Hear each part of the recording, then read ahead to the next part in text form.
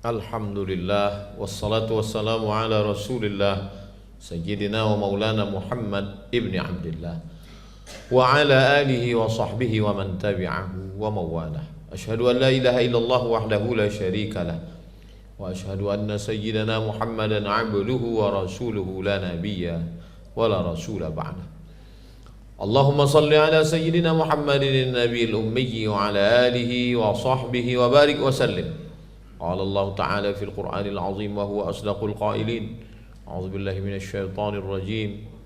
Ya ayyuhalladzina amanu taqullaha haqqa tuqatih wa la tamutunna illa wa antum muslimun. Wa qala ta'ala fi ayatin ukhra, ya ayyuhalladzina amanu taqullaha wa qulu qawlan sadida yuslih lakum a'malakum wa yaghfir lakum dhunubakum. Wa man yuti'illaha wa rasulahu faqad faza fawzan 'azima.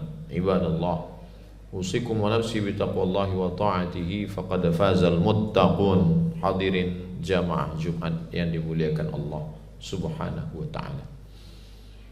Ada satu surat dalam Al-Qur'an disebut dengan surat Ar-Rum. Yang dimaksud dengan Rom adalah bangsa Romawi yang hebat, yang gagah, yang perkasa, yang kuat rajanya, tentaranya. Tapi ternyata ada yang lebih kuat lagi, yaitu Persia. Maka disebutkan dalam Al-Quran, ghulibatir Rom, bangsa Romawi dikalahkan oleh Persia. Ada kerajaan yang lebih hebat disebut dengan Babilonia, sekarang terletak di Irak, dengan rajanya yang sangat berkuasa, Nebukadnezar. Lalu kemudian hancur berkeping oleh kaisar dari Persia bernama Kaisar Cyrus.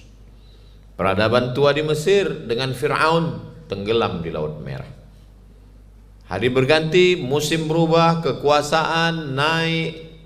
Anak meracun ayah, membunuh merupakan sesuatu yang biasa, menghalalkan segala cara untuk merebut kekuasaan. Itulah politik. Apakah Islam mengharamkan kekuasaan? Tidak. Seandainya doamu makbul dan doa itu hanya satu saja, maka berdoalah untuk mendapatkan pemimpin yang adil. Politik kekuasaan. Sab'atun yudhilluhumullah, ada 7 golongan yang dapat naungan Allah. Yauma la dhilla illa dhilluh, hari itu tidak ada tempat berlindung kecuali Allah. Satu di antara yang pertama mendapatkan naungan itu adalah imamun adilun, pemimpin yang adil. Begitulah Islam. Nabi Muhammad SAW bukan hanya seorang nabi, bukan hanya seorang tokoh agama, tidak hanya seorang imam, tidak hanya khatib Jumat, tapi beliau juga adalah pemimpin Muhajirin, Ansar, Makkah, Madinah. Beliaulah pemimpinnya, Sayyidina wa Maulana Muhammad SAW. Meninggal Nabi Muhammad SAW, sahabat berkumpul di satu tempat bernama Saqifah Bani Sa'idah. Mereka mengangkat Sayyidina Abu Bakar Siddiq sebagai pemimpin. Meninggal Abu Bakar Siddiq, mereka membaiat Sayyidina Umar ibn al-Khattab.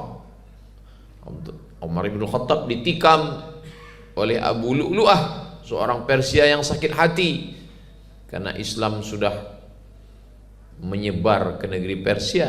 Dia membunuh Umar ibn al-Khattab. Lalu dilantiklah Sayyidina Utsman ibn Affan.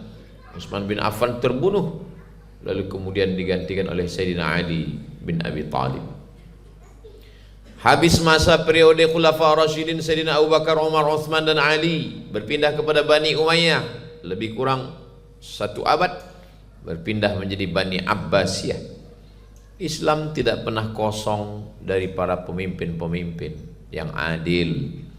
Makanya dalam Al-Quran dikatakan ati'ullah, ta'ala kepada Allah, wa ati'ur Rasul, ta'ala kepada Rasulullah SAW, wa ulil amri minkum, pemimpin. Idza kuntum salasatan fi safarin, kalau kamu musafir 3 orang, falyu'ammiru ahadakum, hendaklah kamu mengangkat 1 orang jadi pemimpin.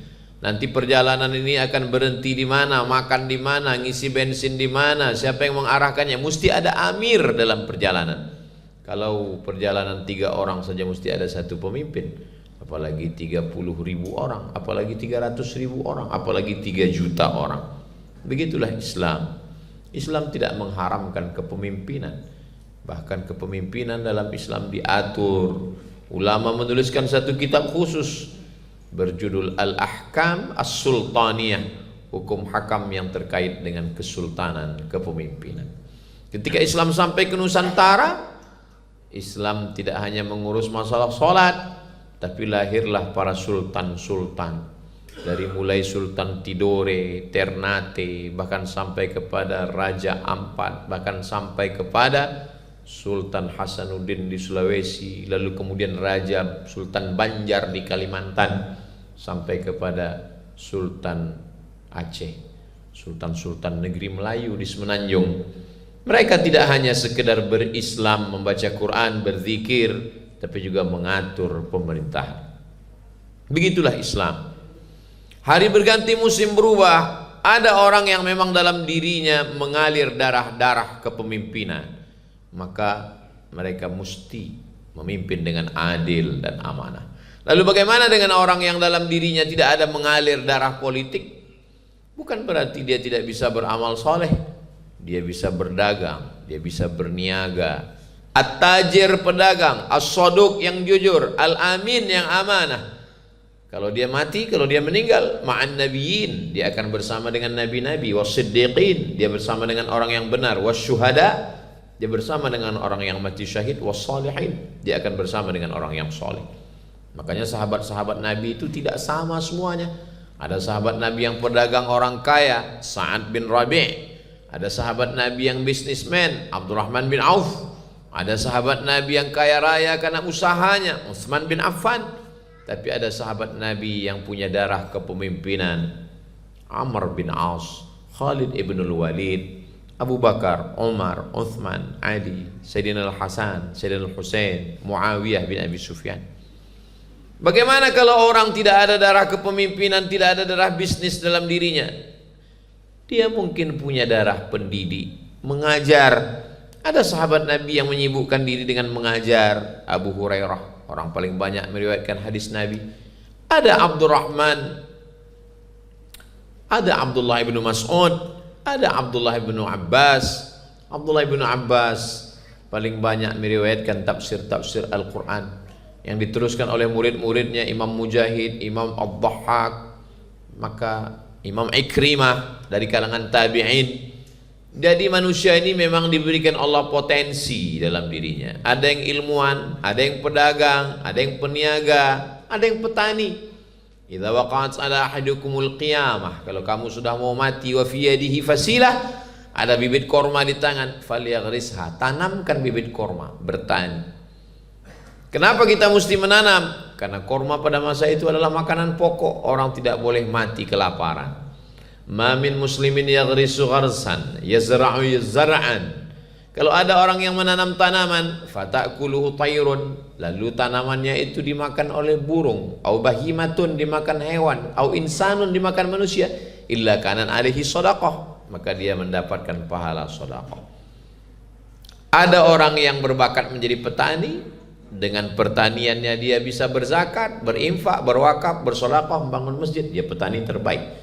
Ada orang yang punya bakat berniaga, berdagang, dengan perniagaannya, perdagangannya, dia bisa menolong agama Allah, dia menjadi orang yang baik.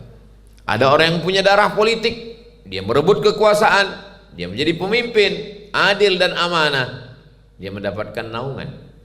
Ada orang-orang yang punya darah pendidik, mengajar, santun, murabbi, dari mulai membaca Al-Quran, menghafal Al-Quran, lalu kemudian memahami Al-Quran. Khairukum, orang yang paling baik di antara kamu, man ta'allama Al-Qur'ana, orang-orang yang belajar Quran, wa 'allamahu, dan mengajarkan Al-Quran. Apa kata Imam Abu Hamid Al-Ghazali? Innallaha idza ahabba 'abdan ista'malahu. Allah kalau sayang kepada seorang hamba, dia pakai hamba itu. Kalau kita punya beberapa jam tangan, mana yang paling kita sayang, kita pakai. Kalau kita punya beberapa sepatu, baju, mana yang paling kita suka di hari raya, kita pakai.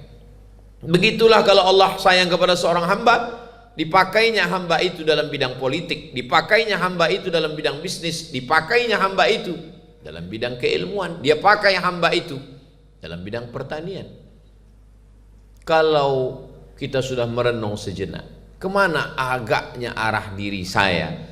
Kalau sudah dipakai Allah pada suatu jalan, syukuri, tekuni, profesional, mungkin itulah jalan menuju surga Allah. Ada yang masuk ke dalam surga itu melalui babus sholah, karena dia memang rajin sholat. Banyak sholat sunatnya, duha, isyraq, awabin, qabliyah, ba'diyah, tahajud, witir. Ada orang yang masuk ke dalam surga melalui babus shadaqah, hartanya banyak, berzakat, berinfak, berwakaf, bersodaqah, membangun pesantren, tahfiz Quran, pondok-pondok, menghafal Quran. Ada orang yang masuk surga melalui pintu babul jihad, berjihad fisabilillah.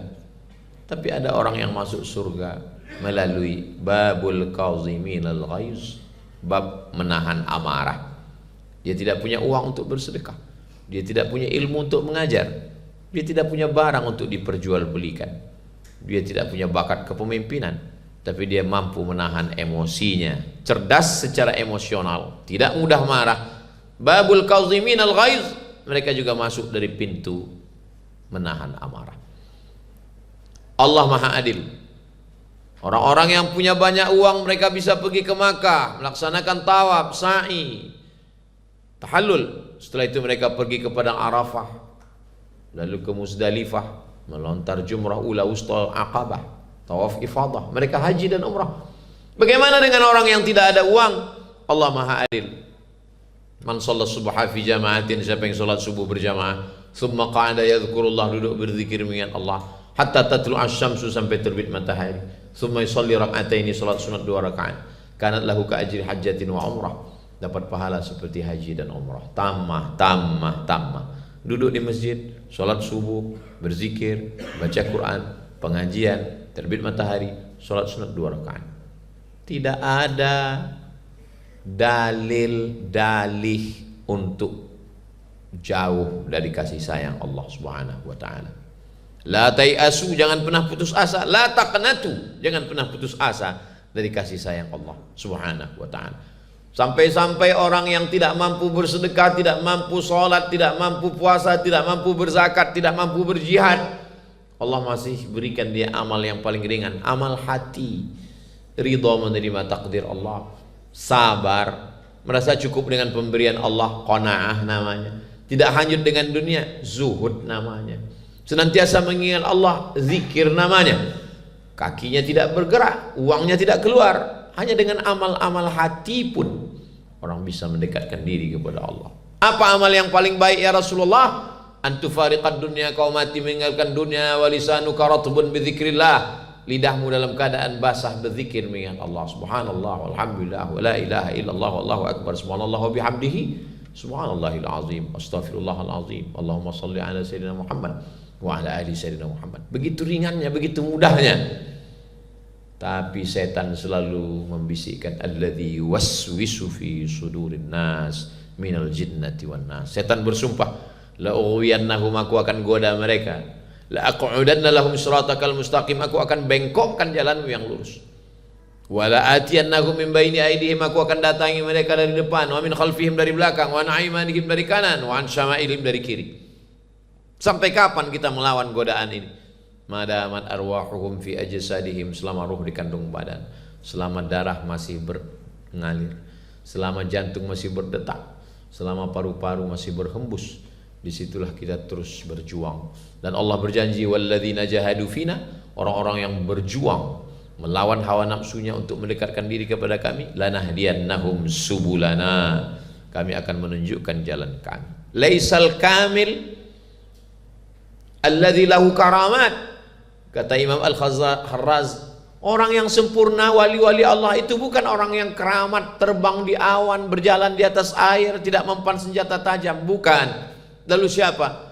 Alladzi yabi'u wa yashtari, dia tetap melakukan transaksi jual beli di pasar, wa yakhtalitu bin nas, dia bercampur baur, wa yadhkurullah, tapi dia tetap berzikir mengingat Allah. Dengan berzikir mengingat Allah, dia tidak curang timbangan, Dengan berzikir mengingat Allah dia tidak mengganggu anak gadis orang.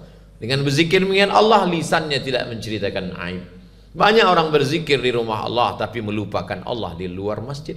Banyak orang berzikir ketika berada di majelis pengajian tapi melalaikan Allah. Siapa orang yang berzikir? Pedagang yang berzikir, dengan zikirnya dia tidak curang timbangan. Politikus yang berzikir, dengan zikir dia menjadi adil dan amanah. Ibu yang berzikir menjadi solihah, mendidik anak-anak.